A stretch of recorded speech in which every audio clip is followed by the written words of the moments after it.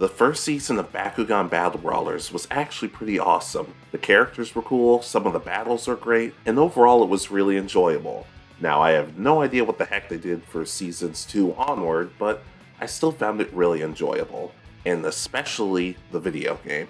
I know, we all loved Tenkaichi 3, Ultimate Ninja 3, and Mamoto Battles was actually pretty decent in some areas. And yeah, I should be probably talking about Yu-Gi-Oh games more at some point, but this time I'm talking about Bakugan Battle Brawlers. Let's get into it.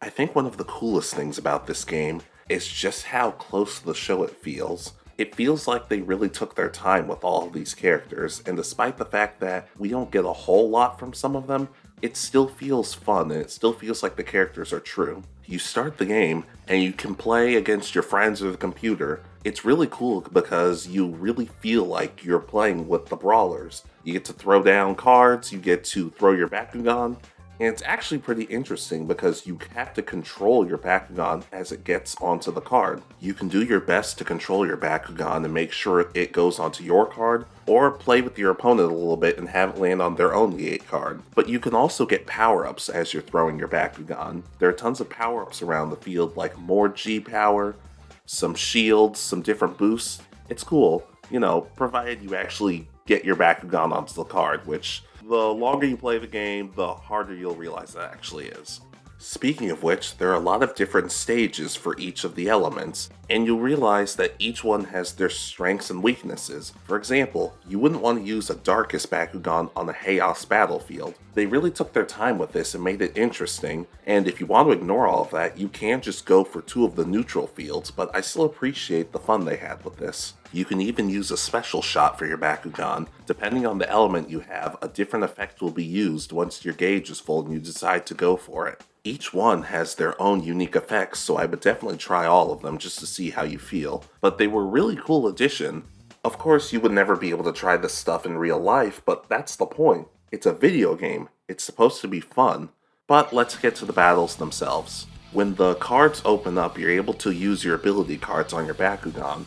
But you have to be careful, because once you use those ability cards, they're gone. Well, unless you decide to bring them back, but it really makes you think what battles are worth winning and what battles could you live to fight another day. During the battles, you get these unique little mini games involving shooting, timing, or shaking. And even if you're down a couple of levels, you can still try and win the mini game. You're not down and out just because you're down a couple of levels, and the opponent really can't relax in situations like this. Ultimately, I don't know how much I felt about this, considering, well, they almost never did this in the show, but like I said, it's a game. It's supposed to be fun. It's supposed to give you a chance. But this game isn't just a one-mode thing. No. You guys want me to talk about story mode. That's right, I wasn't just gonna leave it out of this review. Story mode starts with the main villains going over their plans, obviously, but it also shows that something is escaping from the Doom dimension, and we're about to find out what it is. But never mind that, you're getting bullied by Shuji of all people. Wow, that's sad. I'm more confused by this bullying method than anything, because he's on you because you don't think he's good at Bakugan, but you don't know how to play Bakugan, so he's gonna bully you into playing Bakugan. Shuji, did you not think this through? But never fear, because Dan's here to save the day. That's right, he takes you under his wing as his protege. And it's good to know, you're not playing as the Brawlers, you're playing as yourself. Yep. Remember when anime games used to let you be the hero rather than just playing the same story over and over again?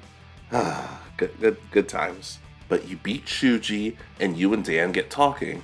He talks about how you should enter the upcoming tournament, and you say how you would really like a partner Bakugan like Drago.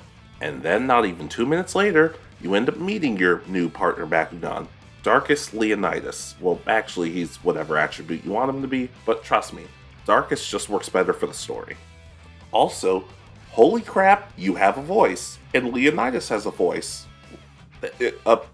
No silent protagonist? No, alright, actual voice actors, well done. The two of you decide to team up, and unlike your character who seems a bit timid and passive at times, Leonidas has no patience for it. Leonidas has no patience for weak Bakugan or humans, and while it seems like you two might butt heads early on, it does seem like he changes thanks to you and your personality. You guys win the tournament, but the others don't seem that thrilled. Dan seems happy with you and your progress, but the rest of the Battle Brawlers as the story goes on show they really don't trust you and Leonidas. That's right, they're part of the story too.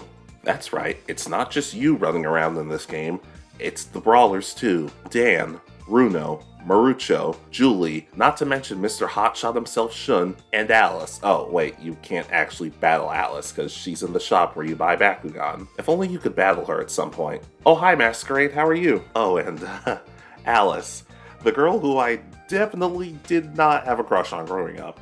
Nope, never said anything about it. Alice was just odd for me. Also, when I was a kid, I had a crush on Alice, so that might have something to do with it. But that wasn't me. Man, AI must be crazy nowadays.